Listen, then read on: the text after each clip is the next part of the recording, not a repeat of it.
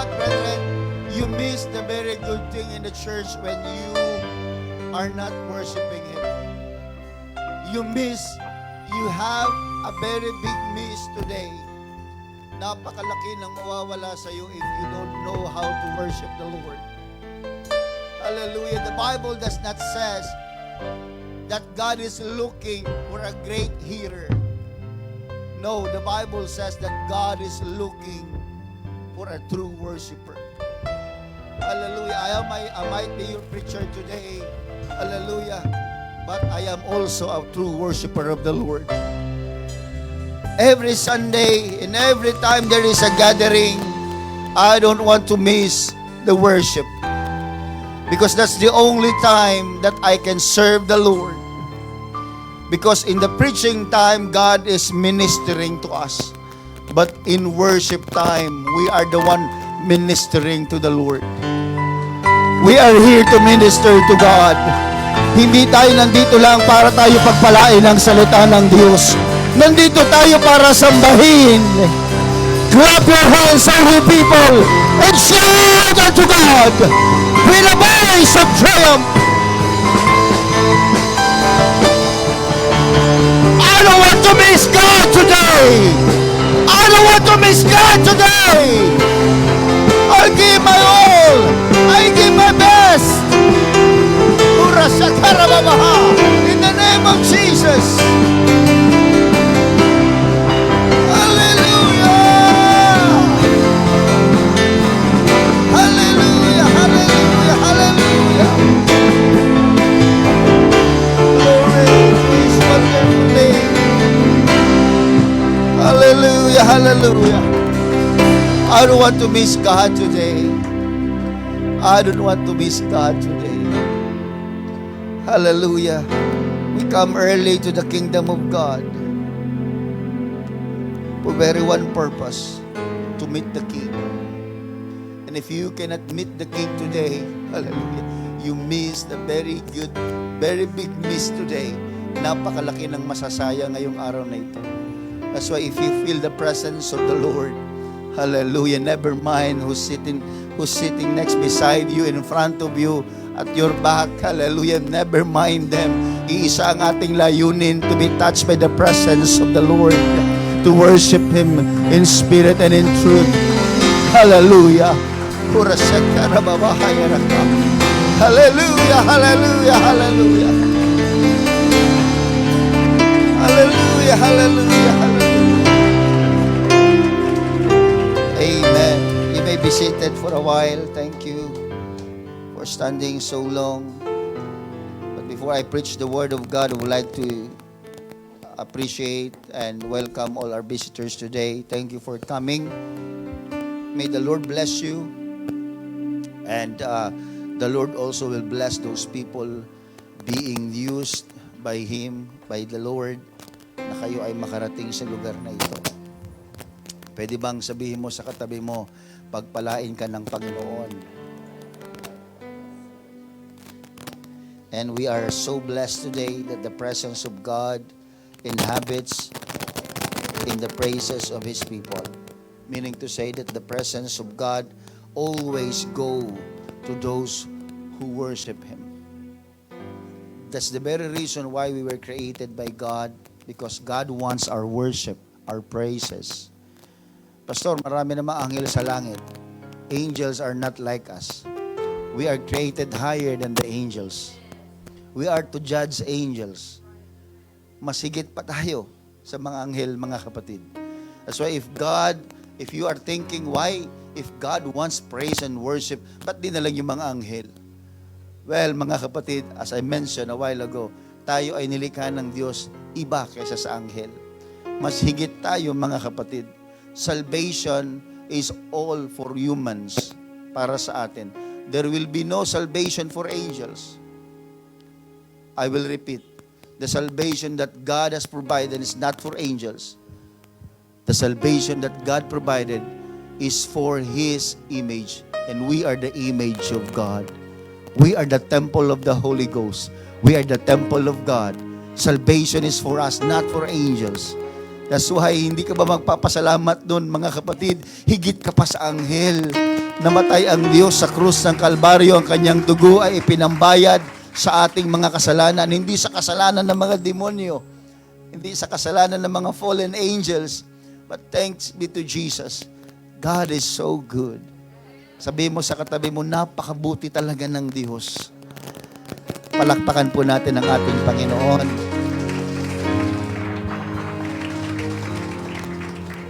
Again, if it's okay with you, again, I would like to request you to stand as a respect to the word of the Lord today. I would like to read the book of Exodus chapter 16.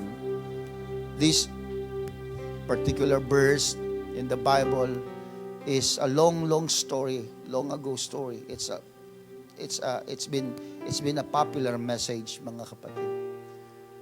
But I would like to read in NLT, in the New Living Translation, Exodus chapter 16, beginning from verse 11 down to 15. This is about the manna. This is about the bread from heaven. Everybody say amen.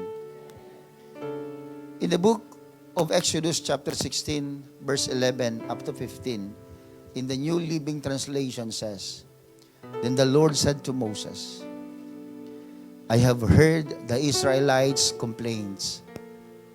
Now tell them, in the evening you will have meat to eat, and in the morning you will have all the bread you want. Then you will know that I am the Lord your God.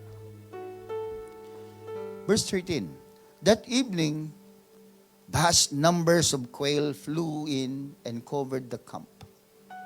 And the next morning, the area around the camp was wet with dew. 14. When the dew evaporated, a flaky substance as fine as frost blanketed the ground. The Israelites were puzzled when they saw it. And they said, What is it? What is it? Nung makita nila, paggising nila ng kinaumagahan, nakita nila yung mana doon, mga kapatid. They said, What is it? Ano ito? They asked each other. They had no idea what it was. And Moses told them, It is the food the Lord has given you to eat. No, mga kapatid, in the King James Version, yung verse 15, it is specifically mentioned in the King James Version that it was manna. If you are going to read verse 15 ng King James Version, it says, And when the children of Israel saw it, they said one to another, It is manna. It is manna, for they wist not what it was. And Moses said unto them, This is the bread which the Lord hath given you to eat. So why the New Living Translation mentioned that the Israelites, hindi nila alam kung ano yun. And it's proper for me to use both translations so that I can specifically tell you the message of the Lord today. What it was. Using in the New Living Translation, sabi ng mga Israelita, nung paggising nila, ang dami mga nakakalat. Nung nawala yung hamog, biglang ang naiwan ay manna. It's a bread from heaven. Sabi nila, ano ito? What is it? Brethren, I would like to preach to you today the word that says, what is it? What is it? Ano ito? It's a question. And let the Lord help us today to understand His message. Can we please bow our heads? Lord, what is it, Lord? What is your message today? What is all about this manna? Anong meron dito, Panginoon? Gumising sila na nakita nila na meron na silang kakainin. They don't work. They don't do overtime. They have no occupation. They have no endeavor such or any effort. But when they woke up, Lord, and they said, what is it? Ano ito? Ano ito, Panginoon, na may kinakain kami? Bagamat kami, Panginoon, ay maraming pagkukulang. Ano ito, Panginoon, na kami iniibig mo? Bagamat kami ay makasalanan. Ano ito, Panginoon? Ano ito, Panginoon, na iniingatan mo kami? Ano ito, Panginoon, na ang aming buhay ay nakikita namin, pinapaboran mo, bagamat marami kaming pagkukulang. Ano ito, Panginoon, bagamat kami makasalanan? Ano ito, Panginoon, na nag-uumapaw ang biyaya mo sa amin araw-araw? Ano ito, Panginoon? Ano ito? Bless us, Lord. Hallelujah. Our hearts are open today to hear your message. We will carefully listen to your message today, Lord, and help us to come to your throne with humility. With humility. In Jesus' name I pray. Bless every one of us, Lord, today. In Jesus' name I pray. Amen.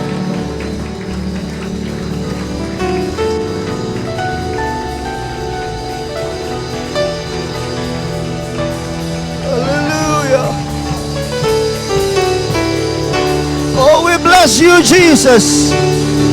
We magnify you, Lord. What is a man that thou art mindful of me, Lord? In Jesus' name. Hallelujah, hallelujah. You can be seated. Oh, hallelujah. It seems that people are naturally complainer.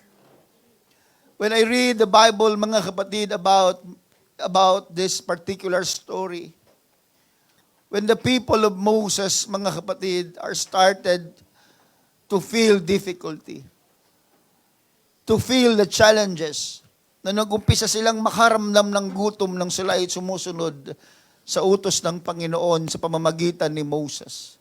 Nung sila'y mag-umpisang mahirapan, nung sila'y mag-umpisang ma-stress, mga kapatid, they start to complain. If you are going to read the whole chapter of Exodus chapter 16, you can hear the complaints of all the people of God. And it's natural, mga kapatid. People are complaining. Kapag tayo ay natatraffic, we complain. Kapag masyadong mahaba ang pila sa isang tindahan o sa anumang institusyon, we complain. Tungkol sa ating mababang sweldo, we complain. Tungkol sa mataas na singil ng mga utilities, hallelujah, we complain.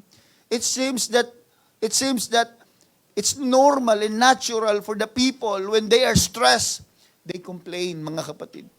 And the usual thing we do is to look for the quickest way to escape the stress. Kapag tayo nai-stress, kapag tayo, mga kapatid, ay nandun sa challenges, ang una nating hinahanap ay ang mabilis na pag-alis doon, mabilis na pag-iwas doon, o pagtakas mula doon sa mga problemang yun, mga kapatid. If we can only learn to bring all our concerns to Jesus Christ. Let me tell you, mga kapatid, ang sinabi ng Philippians chapter 4 verse 6 up to 7, be careful for nothing, but in everything by prayer and supplication with thanksgiving, let your request be made known unto God, and the peace of God, which passeth all understanding, shall keep your hearts and mind through Christ Jesus.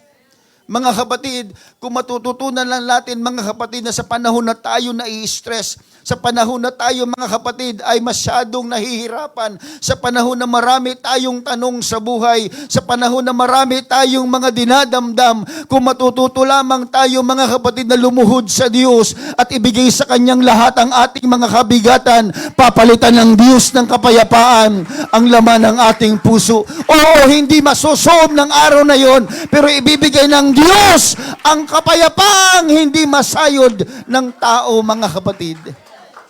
That's why we can see Christians, we can smile despite of the problems, despite of all the challenges and trials, hardship, difficulties ng isang Kristiyano. We can smile, we can talk, we can go to church.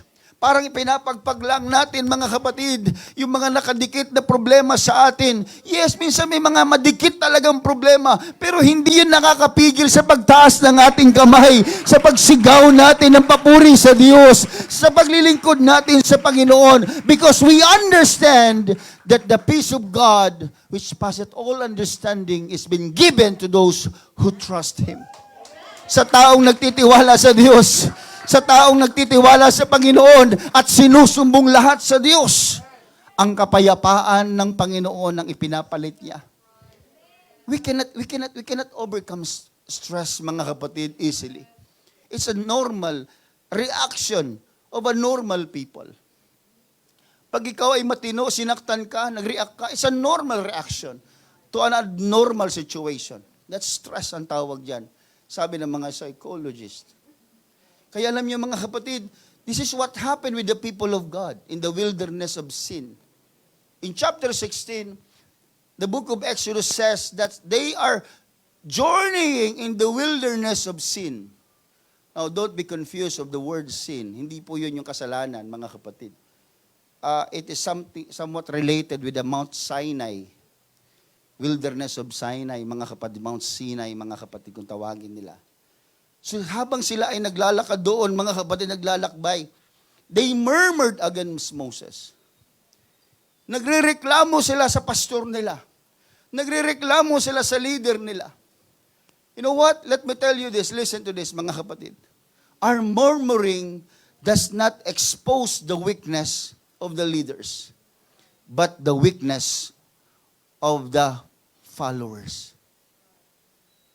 Alam nyo, kahit na magreklamo tayo, mga kapatid, sa leader natin, ano ba naman yan, dinala mo kami dito. Ano ba naman yan, nahihirapan kami. Sometimes when we murmured, akala natin, ina-expose natin yung kahinaan ng leader natin. Akala natin, ina-expose natin yung pagkakamali ng leader natin. No! What we are trying to expose is our weakness. The weakness of our spirituality. It's okay na mamuna. It's okay na magalit ka o mamuna ka o may sinabi kang hindi maganda. Pero it's not okay for the Christians. Why? Because we are very particular in our spirit, mga kapatid. Kaya kung tayo ay mareklamo, mga kapatid, o may nirereklamo tayo, ang haba-haba naman ng pila na yan. Dapat 3 yung cashier dyan. Dapat marami silang... Well, it's not the cashier, it's not the company. It is you who have the problem. Ikaw yung may problema. Ba't ka pumila dyan? Di umalis ka? Hindi ibig sabihin, mga kapatid, na mahaba ang pila. Kunti lang ang tauhan. Sisisihin kagad natin yung leader. No. What I'm trying to say is a very practical, mga kapatid. Sometimes, in complaining, our murmurings expose us.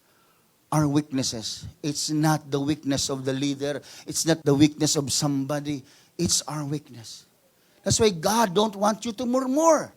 Ayaw ng Diyos na tayo nagmumurmur. Ayaw ng Diyos na tayo nagrereklamo. Sabi ng isang quotation na nabasa ko, mga kapatid, when your level of complaining is at an all-time high, palaging mataas, it could mean that your level of praise is at an all-time low. Kapag mataas ang level ng pagrereklamo mo, mababa ang level ng pananampalataya mo o ng pagpupuri mo.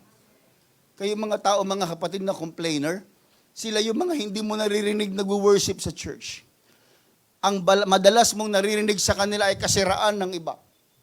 Madalas mong maririnig sa kanila yung pangit na ginawa ng ibang tao. Pero tingnan mo yung mga hindi nagko-complain, mga kapatid.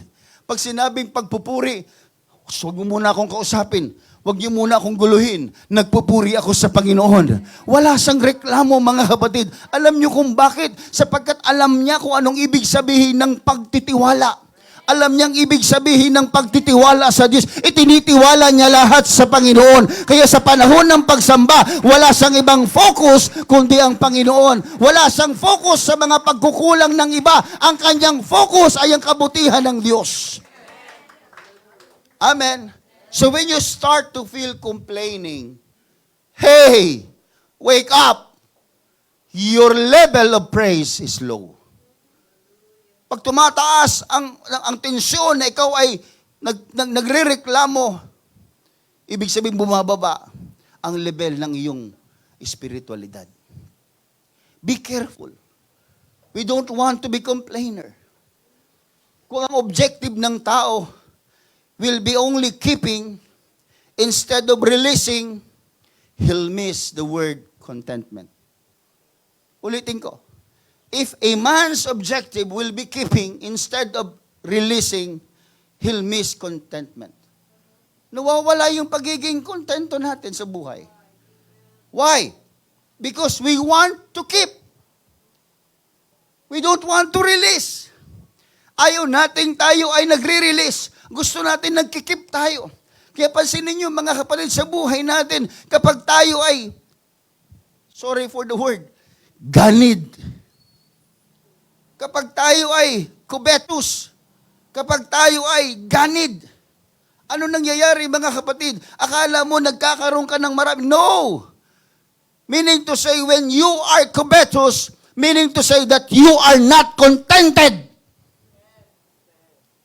Hindi ka kontento. Bakit? Kasi gusto mo ng, akin to, akin to, akin to. Wow, akin lang to. You want to keep. Therefore, you are not contented. Therefore, you are not contented. Sabi ng isang lalaking mayaman, sabi niya, magbibigay ako ng isang malaking property sa sino mang tao na makukonsider ang kanyang sarili na siya'y kontento na. Pumunta sa kanya yung isang tao, sabi niya, kiniklaim ko na yan, yung property mo. Sabi ng may-ari, sabi niya, kung ikaw kontento, bakit mo gusto ang property ko? In short, ayaw niya talagang ibigay. In short, hindi wala talagang kukuha. Bakit? The moment na pumunta ka doon, sinabi ako, kontento ako sa buhay. O kung kontento ka, ba't mo gusto yung property ko? Ibig sabihin, you are not really contented. Bagsak ka.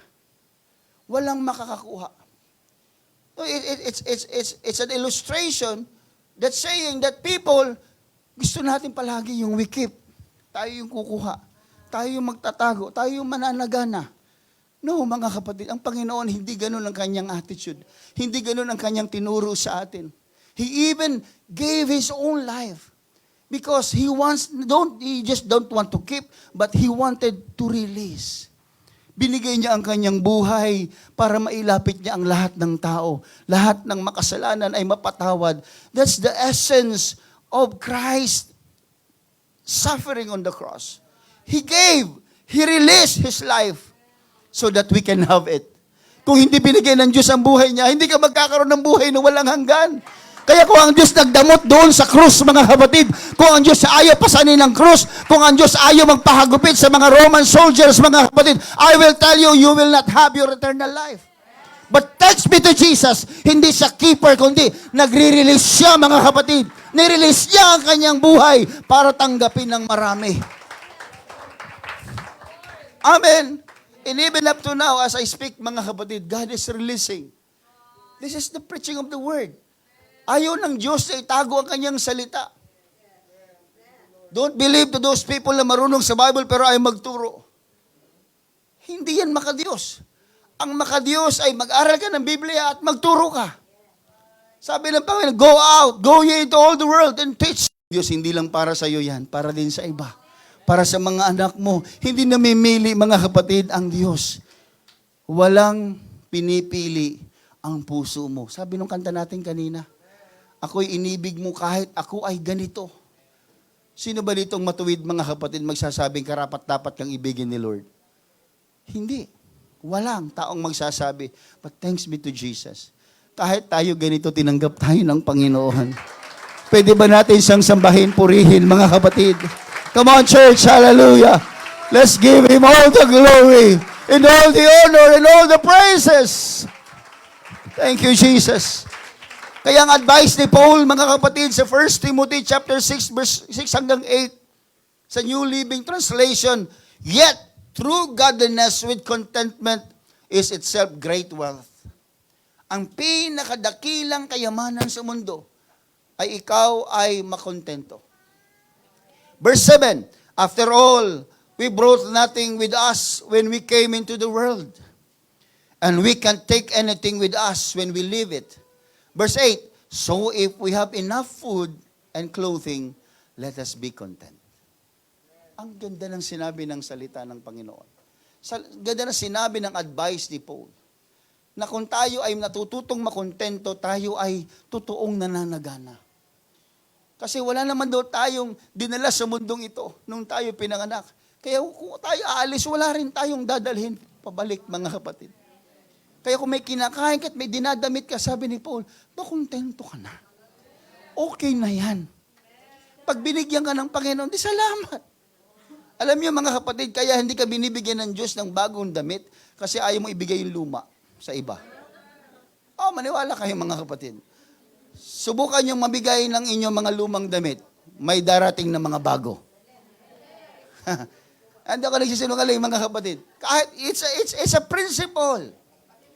It's a principle. Pati bag, sige, pamigay niyo mga bag. Mga original na bags. Mga Louis Vuitton, ganyan. Pamigay mo. Palitan ng Diyos yan. Palitan ng Diyos yan ng ano. Ang tawag dyan.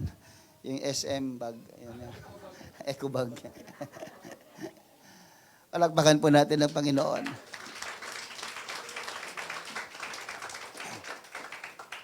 The people of God, they experience wilderness. And in their wilderness experience, man usually asks the question, why? Why? Everybody say, why? Why? Bakit? Bakit walang tubig dito? Tutuyo nilalamunan ko. Bakit? Natin na sila. Ayan, tayuan na sila. Bakit nga ba? Bakit di ako di nakapagdala ng tubig dito? Tutuyo na mga kapatid. Ang hirap pag tumatanda na tayo mga kapatid, no? Matanda na ba ako tingnan?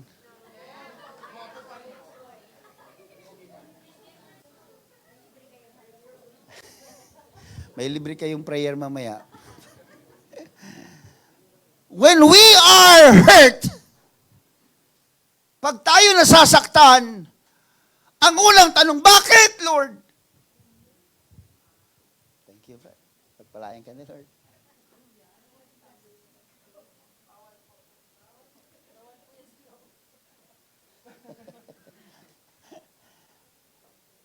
Pag tayo nasasaktan, may tanong kagad tayo eh. Pag tayo namumroblema, pag tayo na-stress, why me, Lord? Why, Lord? Asking why implies that we are superior to God. And we are in charge. And God is accountable to us. That's wrong. Kapag nagtatanong ka, kapag may problema ka, tanong mo, bakit, Lord? Kapag binakit mo si Lord, parang chicken lang Pag bakit ang tanong mo sa Diyos, ibig mong sabihin, mas mataas ka pa sa Diyos. Ibig mong sabihin, ikaw ang in charge sa buhay mo. Ibig mong sabihin, ang Diyos ay accountable sa iyo. Yan ay mali. Yan ay maling tanong. Huwag niyong itatanong sa Diyos kapag kayo nahihirapan, kapag kayo nasasaktan. Bakit? May paimot-imot pa tayo. Huwag po. Halimbawang sagutin ka ng Diyos sa bakit mo. Sa tingin mo, maiintindihan mo ang paliwanag niya. Kaya huwag ka magtanong ng bakit. Dahil pag sinagot ka ng Diyos, tanong, kaya mo bang intindihin yung paliwanag niya? God is unsearchable. Hindi mo siya maiintindihan. His ways is higher than our ways. His thoughts is higher than our thoughts, different from our thoughts. Kaya kahit magtanong ka ng bakit, ugating ka, tumanda ka na lang dyan, kakabakit, hindi ka sasagutin ng Diyos dahil alam niyang hindi mo maiintindihan. Everybody say amen. Alam mo, isang araw si Job, mga kapatid, nung siya'y nahihirapan na, alam niyo bang si Job, nagnais din na tanungin ng Diyos.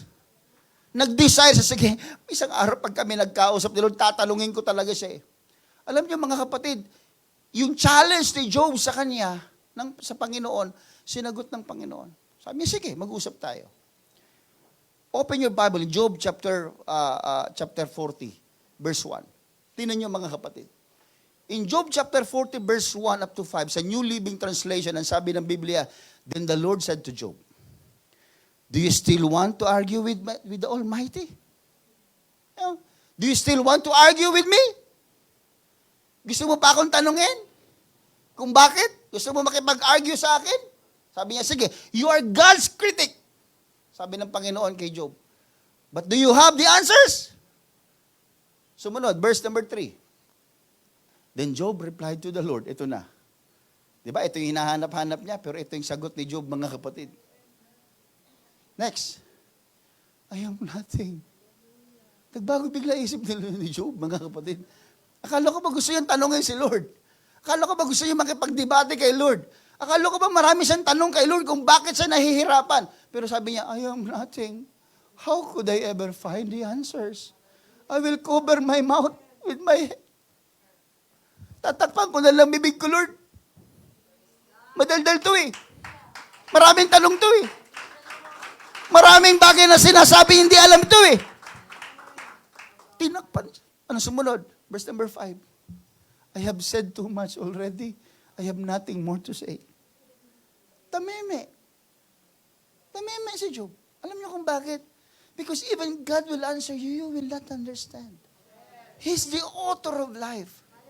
Siya ang may takda ng buhay mo. Siya ang nagsasabi kung anong dapat mangyari sa buhay mo. Kaya kung may nangyayari sa buhay mo, sabihin mo, ito gusto ng Panginoon ko eh. Siyang lumikha sa akin eh. Wala akong tanong. I will not ask why to God. You know, hurt cannot be healed by explanation. Pag kayo ba na-hurt, nasasaktan kayo, pag pinaliliwanagan kayo, gumagaan ba ang loob nyo? Di ba lalo ngayon nagagalit? Hindi kasi ganito yan eh. Hindi! Ano yan eh? Ang dami nating, parang naisip natin mga kapatid na mas magaling pa tayo sa Panginoon. Don't you know that hurt cannot be solved or cannot be healed by explanations?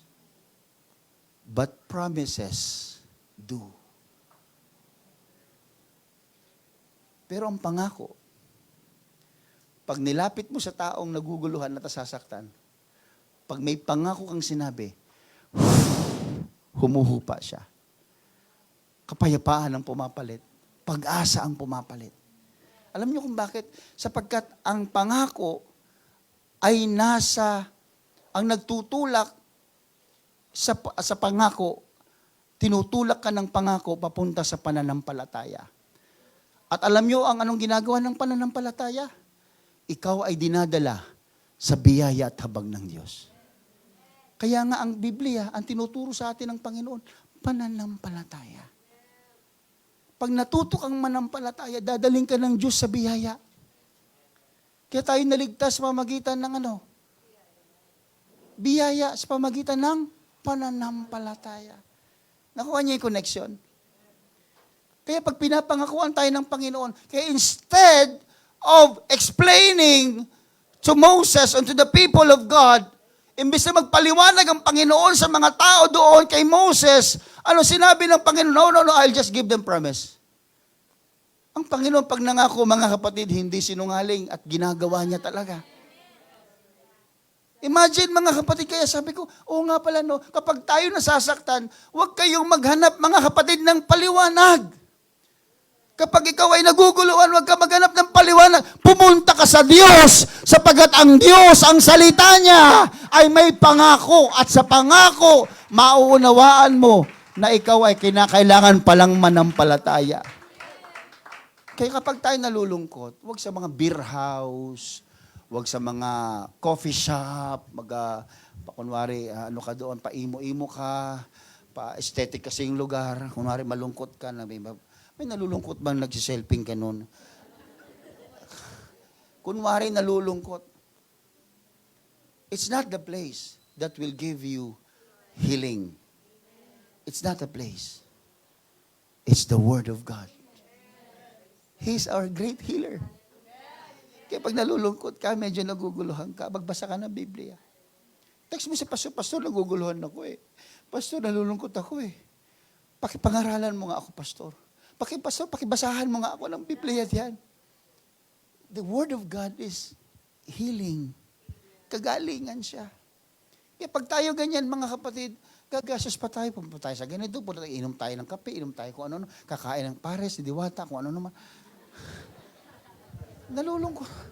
Kahit na kumain ka pa ng lechon o ano man dyan, pag uwi mo, ganun pa rin. Mayroon ka pa rin hurt. But if you read the Word of God, walang gastos, mga kapatid. Buksan mo lang Biblia mo, manalangin ka. Tapos, kung anong nabasa mo, sabi mo, Lord, sabi mo sa iyong salita, pangako mo ito, ako'y mananampalataya. Alam nyo, in the peace of God, which passeth all understanding, will keep your hearts and mind to Christ Jesus.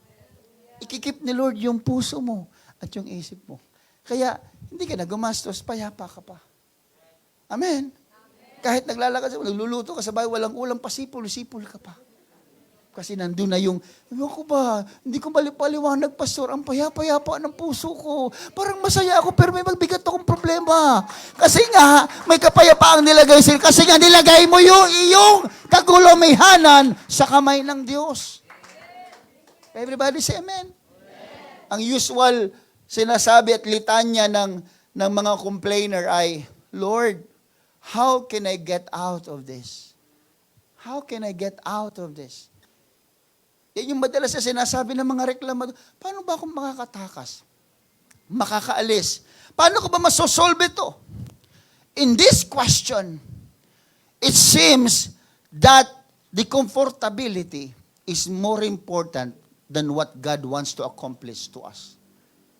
Para bang ang tingin natin, mas mahalaga yung yung convenience natin, yung comfortability natin, kaysa dun sa gustong gawin ng Diyos sa buhay natin. Remember, we already bought with a price. Binili tayo ng Diyos sa halaga. Kaya pag ikaw, mga kapatid, nahihirapan, ito tayo ito, tatawagan ko si sister. Baka si sister yung makapag-alis sa akin sa problema kong ito. Anak ko, si poor sister, may problema rin pala. Parehas kayo. Di nag-iyakan lang kayo, dalawa. Naku. Si pastor. Tinawagan si pastor. Pastor, si pastor din pala, nandoon. Nakita-kita sila, mga kapatid. Alam niyo, mga kapatid, it's wrong It's wrong to look for your comfortability, and yet God don't want you to be comfortable. Ako, ano ibig sabihin? Gusto mo maging komportable, ayaw nga ni Lord May pagkakataon sa buhay natin na ayaw ng Diyos na ikaw ay komportable na bubuhay. May pagkakataon na gusto ng Diyos na tayo nakapag-iisip at lumalapit sa Kanya at humihingi ng tulong sa Kanya. Kaya hanapin mo ang convenience, comfortability sa gitna ng ayaw ng Diyos. Kaya the question, Lord, how can I get out of this is a wrong question. Let me teach you the right question. It should be, Lord, what can I get out of this? Lord, what can I get out of this? Ano bang makukuha ko mula sa problemang ito? Hindi yung, Lord, paano ba ako makakaalis sa problemang ito? Hindi ka makakaalis dyan kasi mayroong gusto si Lord na kunin mo out of that problem, out of that desert, out of that wilderness, out of that hungriness, out of that inconvenience, out of that sickness, out of that problem and trials and challenges. Mayroong gusto ang Diyos na kunin mo. What can I get out of this? Ano bang makukuha ko dito, Lord? Ang Diyos, mga kapatid, is building a character to His people. Tinuturuan niya tayo ng tamang karakter. Kahit sa gitna ng problema. How can you be holy? There's no automatic holiness, mga kapatid. How can you be holy automatically without first giving up worldliness? We cannot be automatically faithful without first undergoing challenges, bearing burdens, fighting battles, and feeling pains. Kaya pinapadaan tayo ng Panginoon doon. Alam niyo kung bakit? Because He's building characters. Ang pagpunta ba sa simbahan, pag tuwing linggo, at pag upo mo dyan, ay automatic na ikaw ay magiging faithful. Is reading your Bible every day will make you holy automatically. It needs for the Lord for any circumstances. Nangangailangan ng Panginoon ng isang sirkumstansya na matututo ka na hindi lang sa pagbabasa, kundi sa pagkilos, sa pagganap, sa pangyayari sa buhay mo, ay meron kang mapupulot galing sa iyong karanasan. Everybody say amen. What is this? Sabi ng mga disipulo, o sabi nitong mga taong ito, mga kapatid, what is this? Ano ito? Pagising nila sa umaga, mga kapatid, alam nila nagugutom sila, mga kapatid. But one day, mga kapatid, nung sinabi nila sa Panginoon, we want food. Moses, dinala mo kami dito sa lugar na ito para mamatay lang sa gutom. Sana doon na lang kami namatay sa Egypt. Kapag namatay kami, nakangiti pa kami. Bakit? Kasi busog kami. Tignan niyo, mga kapatid. Kapag ang tao nagugutom na ba kayo? Lingon na ng lingon yan sa likuran. Tingin ng tingin sa relo. Alam niyo, minsan mga kapatid, maganda magsimba tayo, walang relo eh. Tapos sarado talaga, no? Oh, talaga. Parang walang amoy ng Lucky Me noodles na nakakarating sa ilong natin. Alam niyo kung bakit, mga kapatid, pag ang tao nagugutom, pag ang tao nagkakaroon ng hardship, ng trials, ng challenges, mga kapatid, nag-uumpisa na silang magtanong, ano to, Moses? Magandang namatay na lang kami doon ng dilat na masaya kasi kami ay busog. Kesa naman dito nyo kami patayin, Moses. Wala kaming makain. Alam niyo, si Moses talagang sama ng loob niya. Pambira to mga ito. Pagkain lang natitisod.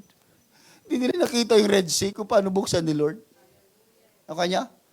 Minsan nakakalimutan natin yung miracles of God sa buhay natin dahil lang sa mga problema nating presente. Ang bilis natin bumalik sa pagkalimot, mga kapatid. Patampo-tampo tayo kay Lord. Patanong-tanong ka man ng, why me, Lord? Hindi mo ba naalala yung nakaraan kung paano ka niligtas ng Lord? Hindi mo ba naalala kung paano buksan ng Diyos yung Red Sea? Para padaanin ka? Hindi mo ba naalala yung 10 salot doon sa Ehipto? But men are so brittle. Napakarupok ng tao, mga kapatid. Alam niyo yung Diyos kung bakit pa ulit-ulit din nagpapatawad sa atin? Sapagkat kung isang beses ka lang patawarin ng Panginoon, ay wala na, tapos na. Kasi ang tao ay sadyang marupok eh. Ang faithful mo kahapon, biglang kinabukasan, hindi na. Ang tapat-tapat sa gawain ng Panginoon, biglang paglipas ng ilang panahon, nanlalamig na. Kaya kung ang Diyos ay minsanan lang magpatawad sa'yo, ano ka na ngayon? Wala ka na. Kaya salamat sa Lord. Kahapon nagkamali tayo, pinatawad tayo. At ngayon, nagkakamali, pinapatawad ng Diyos. Araw-araw, the goodness of the Lord is new every morning. His goodness is new every morning. Great is the faithfulness of God. Naku mga kapatid, hindi mo maiinis ang Panginoon sa kahit hamunin mo pa sa Lord. Kung talaga nandiyan ka, magpakita ka. Ang kulit mo ha. Pinatay ni Lord. Bakit mo ako pinatay, Lord? Para makita mo ako. Ang hirap mga kapatid. Pag may mga panalangin tayo na parang ang hirap sagutin ni Lord, nagre-rebelde tayo eh. O wag niyo sabihin, hindi, totoo yan. Ang tagal mo ng prayer, hindi kasi nasagot. Medyo parang, love ba talaga ako ni Lord? Diba yung bata? Panginoon, punta siya sa simbahan. Kita niya malaking ribulto. Nakadipa, sabi niya, Lord, Panginoon, bigyan mo ko bike. Kinabukasan, balik ulit siya, wala pa siyang bike. Lord, bigyan mo ko bike. Wala pa rin sagot si Lord. Tulog siya, kinabukasan pagising, wala pa rin bike. Pangatlo, sabi niya, pambira to si Lord Manalangin si Lord, bigyan mo ako bike. Hindi pa rin binigyan ng bike. Kinabukasan. Pang-apat na araw, nagulat yung pare, mga kapatid. Pagdating niya doon, sabi niya, nawawala si Rebulto ni Maria. Tapos meron nakalagay na note doon, nakasulat, kung gusto mong makita ang iyong nanay, bigyan mo ako ng bike.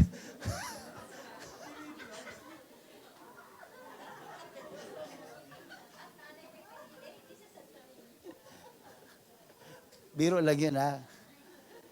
Credit to Pastor Hill yun. Credit kay Pastor Hill Tamayo. Biruin mo, hindi ka lang bigyan ng mic, kinidnap mo yung nanay. Alam niyo mga kapatid, kung ganun tayo mga kapatid, no? Huwag niyo naman kidnapin mga kapatid yung pastor. Hindi makakabalik tong pastor na to pag hindi ako binigyan. What I'm trying is, yung determination niya. And he's believing that God will supply his need. Napakagandang bagay din yun.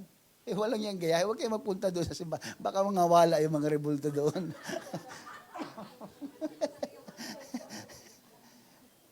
Kaya alam niyo mga kapatid, paggising ng kinabukasan, mga kapatid, kahit mareklamo itong mga anak ng Diyos, paggising nila kinabukasan, what is this?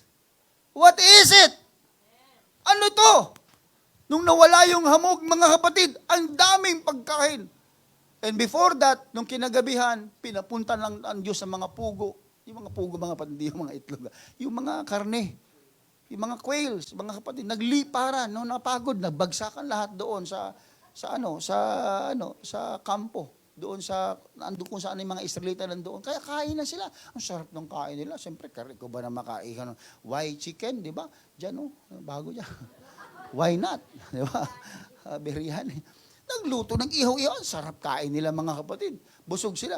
Kinabukasan, mayroon pa ulit. Mana naman. Kaya lang din nila alam, what is it? Ano to? Tampot nila, nilasahan. Masarap. Matamis-tamis. For 40 years, imagine, listen to me, for 40 years, ang pagkain nila ay mana. 40 years ka naglalakbay.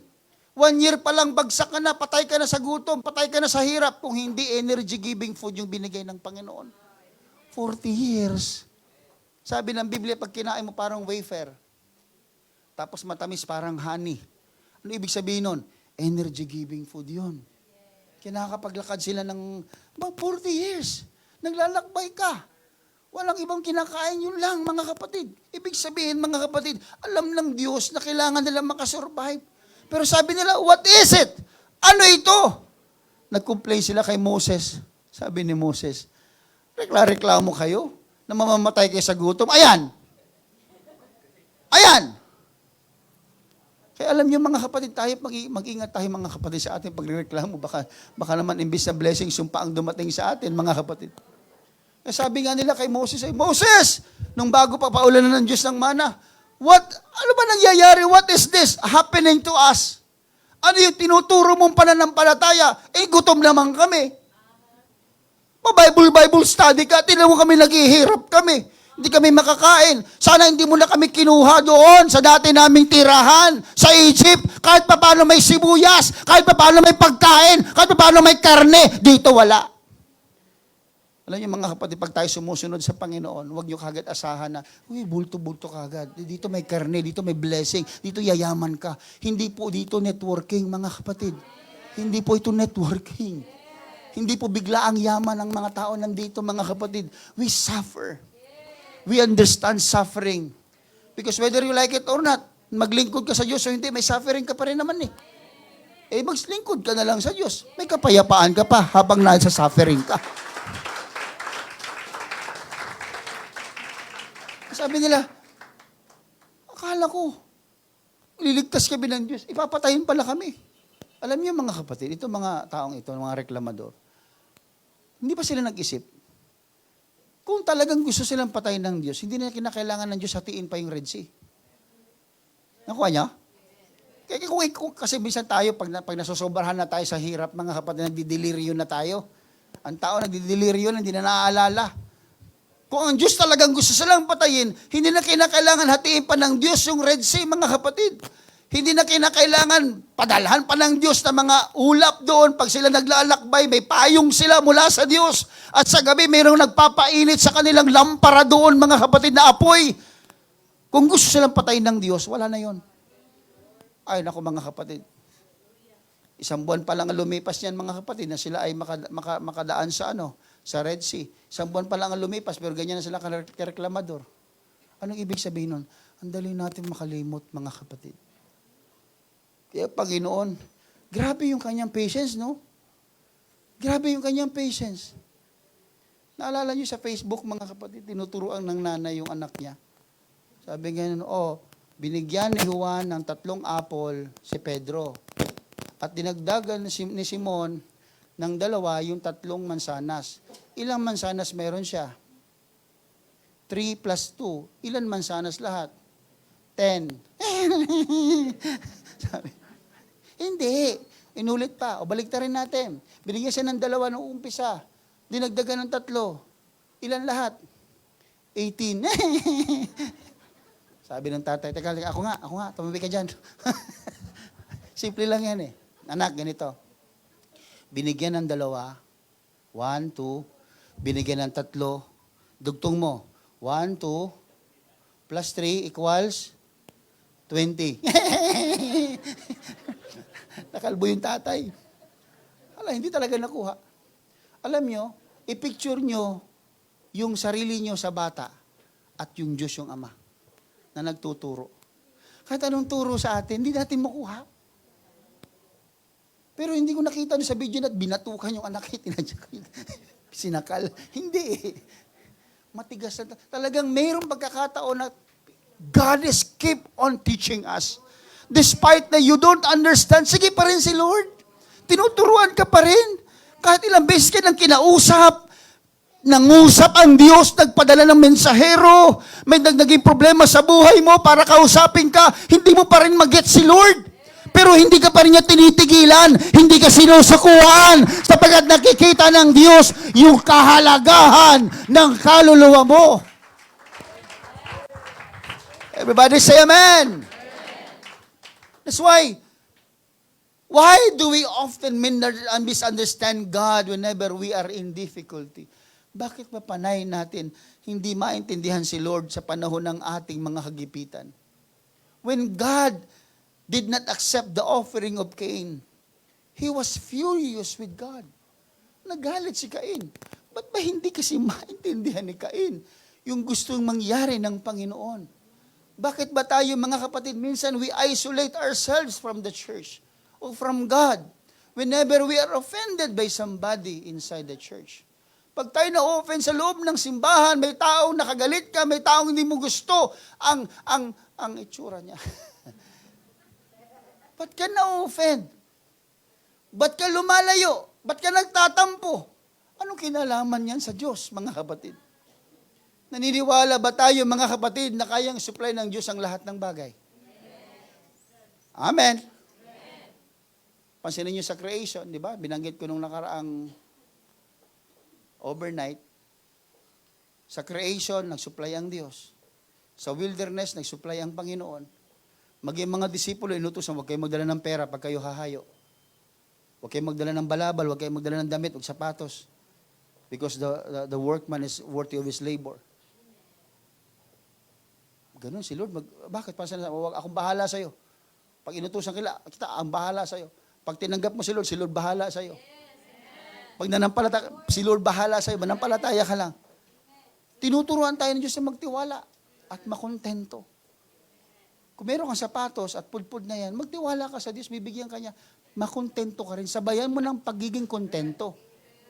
Na kahit na pudpud yung sapatos mo, okay lang yan. At least may sapatos ka.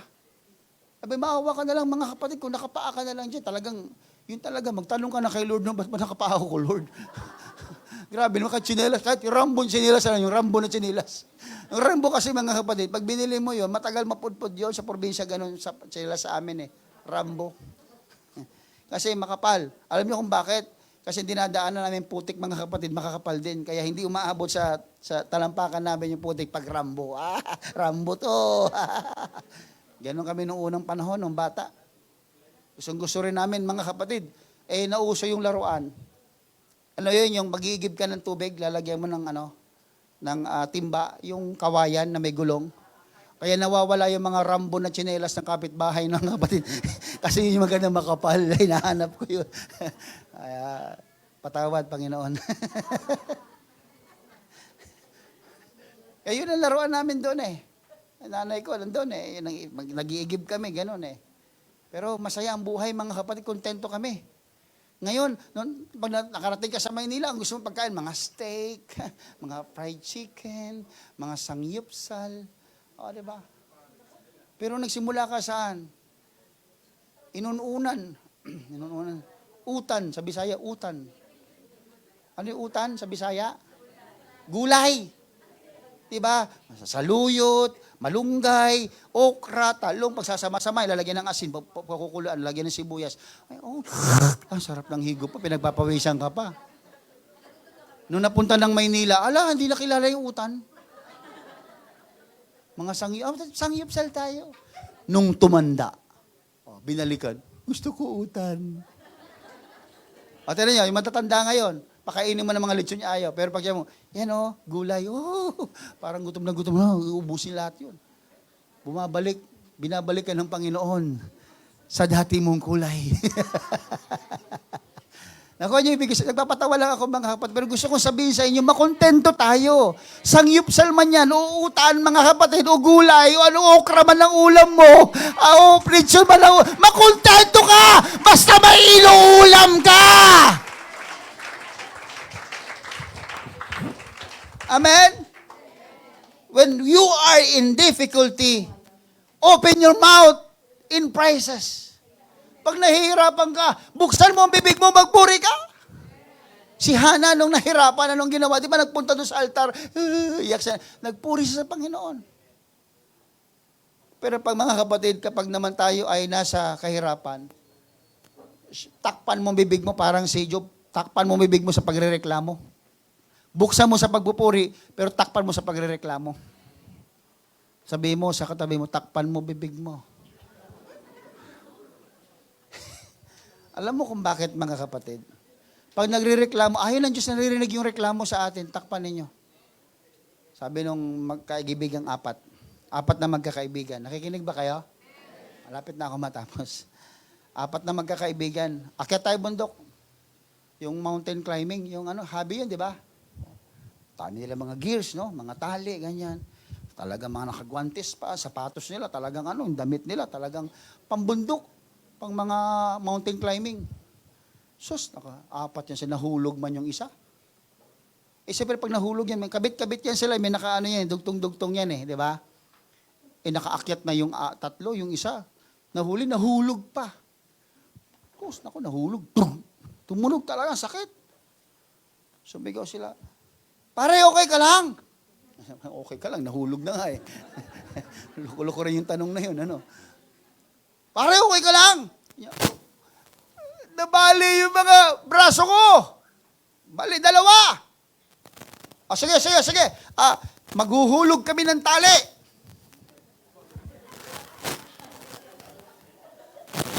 Hihilahin ka namin. Sige, pre. Sagot din tong lokong to. Sige, pre. 3 sila. Hihila nila. Pre, okay ka lang? Hindi sumasagot. Hila! Malapit na, mga kapatid. Malapit na talaga na makarating sa Sabi niya, pre! Sabi mo, nabali yung 2 braso mo. Hinihila ka namin. Ano pinanghahawak mo? Hindi sumasagot. Pre! Sumagot ka! Buhay ka pa ba? Hindi sumasagot. Hila. Hila pa sila. Pre! Sumagot ka! Anong gamit mong panghawak? Sumagot, ngipin!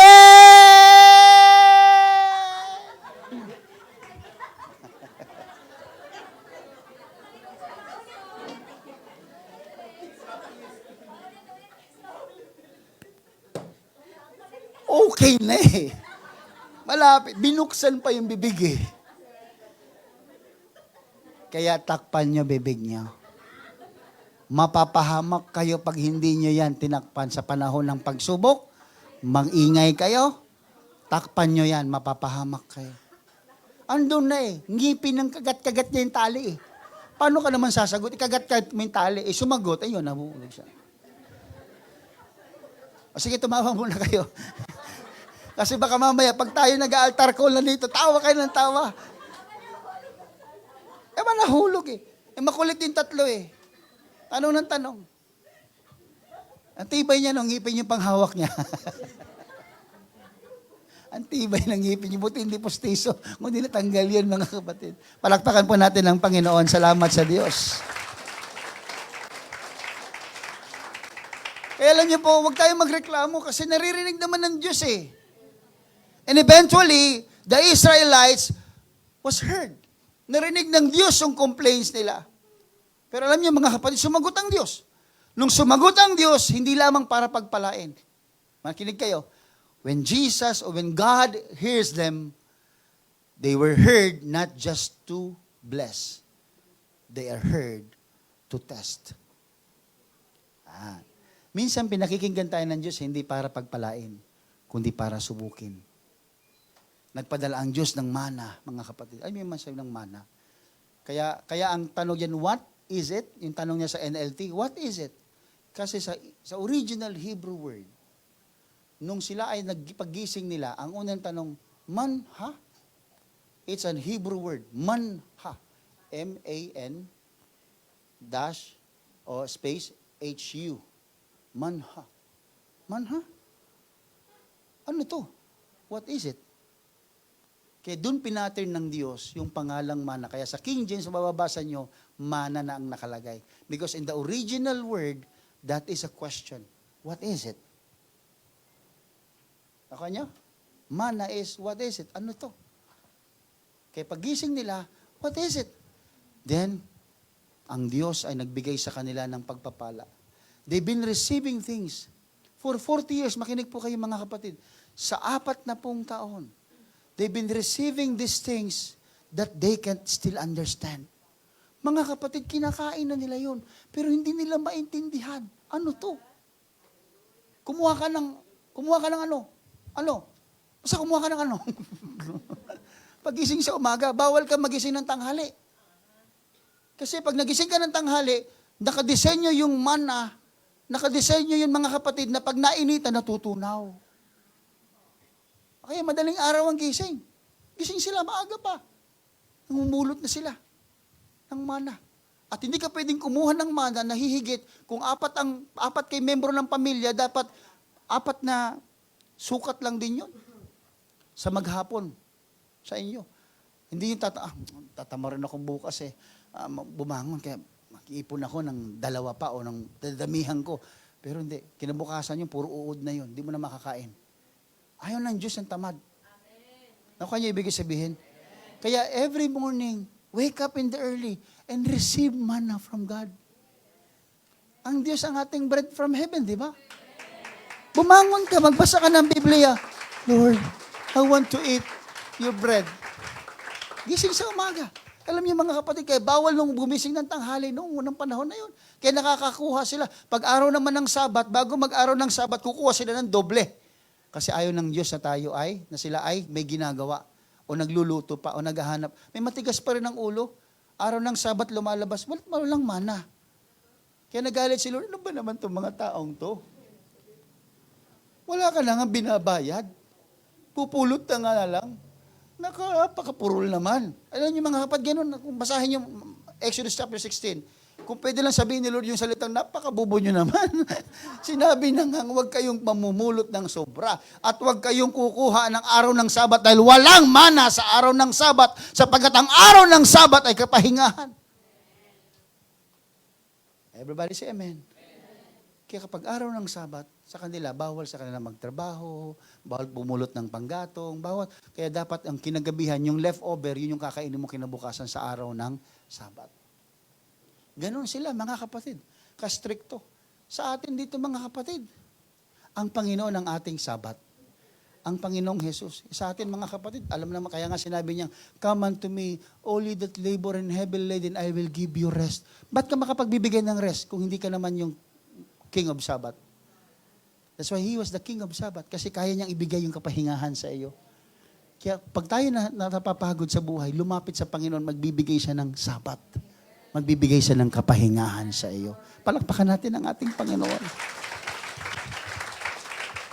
Imagine, let me tell you before I end. Imagine, for 40 years, they've been receiving blessings. Blessing that's something that they are receiving something that they cannot explain. And it seems that they are not worthy. Pero alam niyo mga kapatid, ito yung ibig sabihin. Ang mana, ang ibig sabihin niyan is something that we are receiving that we cannot explain.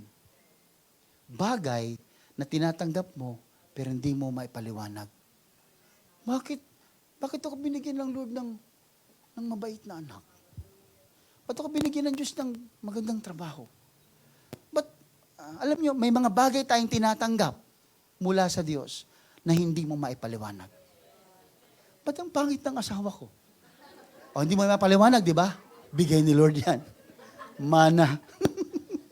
Mana yung anak mo sa tatay niya. Mana-mana lang din yan eh. Grabe ka naman, pastor. O, kaya tinawag mo, mga nagmamana. Mga bagay na hindi mo maipaliwanag. Mga bagay na hindi mo maipaliwanag. Kasi yan ay mana. Everybody say amen. And we are receiving that every day. Tinatanggap mo yan araw-araw sa Diyos, pero hindi mo maipaliwanag. We have been receiving things from God despite our complaints, despite that we have lack of prayers, at nabubuhay ka doon nang hindi mo maipaliwanag kung bakit. I don't get it. Bakit ganun tayo kaimportante sa Panginoon? Why God is so good and kind to us? Alam niyo, kahit na si Abraham, he lied to God, he was forgiven. And he became a father of faith. Moses disobeyed God. Jonah disobeyed him. Elijah discouraged God for some time, mga kapatid. Sa kanyang doubt, sa kanyang discouragement. Peter, mga kapatid, doubted God. Thomas don't want to believe God. Pero despite of these things, God is giving them blessings. Kahit tayo man, mga kapatid, alam niyo kung bakit? Alam niyo kung bakit ang Diyos ay napakabait sa atin? Because He came to seek and save that which was lost. Brethren, we are lost. Tayo ay mapapahamak. We are doomed to hell. We are all going to hell. But thank you, Jesus. Thank you for the manna, Lord. Thank you for the forgiveness of our sins. He came for the sinners. He came for the disobedient. He came for the drug addicts. He came for those who are discouraged. He came for the troubled people. He came for the desperate people. He came for those who are in pain. He came for those who suffer. He came for the sick people. No wonder why we are receiving things that we can explain. No wonder why we are receiving things despite of our complaints. Because God wants to save us from this untoward generation. Brethren, mana is a test. Ang mana na binigay ng Diyos is a test. Let me read you one verse, mga kapatid.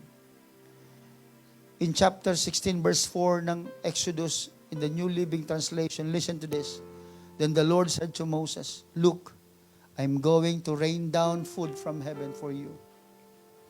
Each day, the people can go out and pick up as much food as they want, as they need for that day.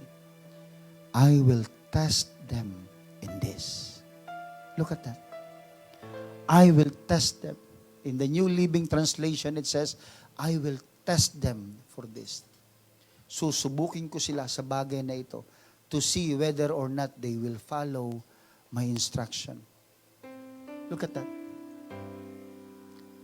I will test them in this. Manna is a testing. The things that we are receiving every day, na hindi ka naman worthy tumanggap, the protection of the Lord that you've been receiving every day, na hindi ka naman worthy, the manna that you are receiving every day, is a testing. Manna is a test. Blessing is a test. It's an acid test of our characters. Blessing is a test of our weakness, as I always mention. The question, what is it, becomes, what's in it? Yung tanong natin, yung tanong nila, what is it? It becomes now, what's in it?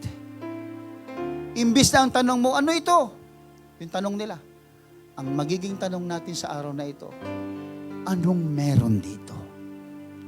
Anong meron sa blessing? Anong meron sa mana? Anong meron sa tinatanggap ko? Ano ba ang kalakip ng mana na binibigay ng Diyos sa akin? Ano ba ang mensahe ng Diyos sa mga binibigay niya sa akin? You know what? Alam niyo kung anong meron sa mana? Listen to me. It's the mercy of God. Habag ng Diyos. Kahit matigas ang ulo mo, matigas ang ulo ko, kahit makasalanan tayo, kahit busy tayo, kahit ang dami nating rason, kahit dami nating alibay, kahit ginagawa natin sa second priority, alam niyo mga kapatid, may kinakahabagan pa rin tayo ng Panginoon. Nahahabag pa rin ng Diyos. Alam niyo kung anong meron sa mana? Habag. Kaya kung ikaw tumatanggap ng biyaya sa Diyos, habag ng Diyos yan. Ilang beses ba tayong nagkulang sa Panginoon? Pero God still supply us. Ilang beses tayo nagkamali, but still God forgive us. Anong meron dyan? Habag ng Diyos. Kapatawaran ng Panginoon. Kahit yung prodigal son, he went away far. Pero pagbalik niya, akala niya hindi siya tanggap, pero tanggap siya ng Panginoon. Alam, ng kanyang tatay. Alam niyo kung bakit? That's manna.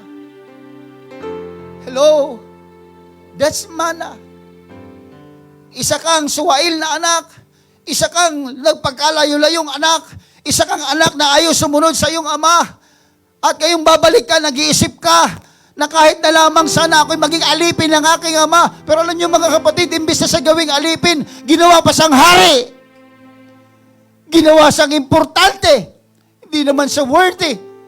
Pinagkatiwalaan siya. Ibinigay ang singsing ng kanyang ama. Ipinagkatiwala sa kanya ang kayamanan. Alam niyo, hindi naman siya worthy. Alam niyo, hindi naman siya karapat-dapat. Alam niyo na dapat nga parusahan siya. Pero kabaligtaran ang ginawa ng kanyang ama. Because what's in the manna?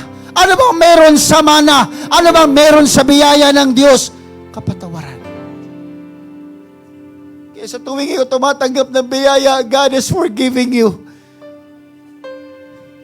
Kung sumasweldo ka, praise God. Pero hindi dahil yan sa ikaw ay masipag. Alam mo kung ano yan? Biyaya ng Diyos, kapatawaran ng Diyos sa iyo, na kahit marami kang pagkukulang, sumisweldo ka pa rin. Kahit marami kang mga pagkakamali, pinapatawad ka pa rin. Binibless ka pa rin, pinapagaling ka pa rin. What's in the manna? Despite of all our murmurings, despite of the rebellious attitude we have, God wants to sustain us. Brethren, today, when we go to the altar today, I will ask two things for you to do it today. Dalawang bagay gusto ko ipagawa sa inyo ngayong araw na ito. Pag tumayo ka dyan sa kinaupuan mo at lumapit ka sa altar, una nating gawin mga kapatid, ipagpasalamat natin sa Diyos ang manang tinatanggap natin. We are not worthy to receive them every day. Though we are stubborn, but we still receive them. And I want you, when you stand up in that chair and go in front in the altar, I want you to thank the Lord. Lord, salamat. Salamat sa mana. Na kahit hindi ako karapat-dapat, salamat sa proteksyon. Kahit hindi ako nananalangin, iniingatan mo ako. Kaya di ako humihingi, binibigay. Lord, salamat sa mga blessing, salamat sa manang ito. That's the thing that I want you to do today in the altar. And second is this. Jesus is the bread of life. He is the bread from heaven. And the second thing I want you to do today is to receive Jesus as manna. Si Jesus ang ating tinapay ng buhay. Without the manna in the wilderness, the people would die.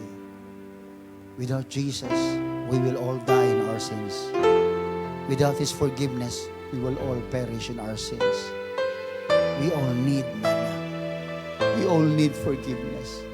We all need the mercy and grace of God. Are you ready to receive your manna today? Let's all stand.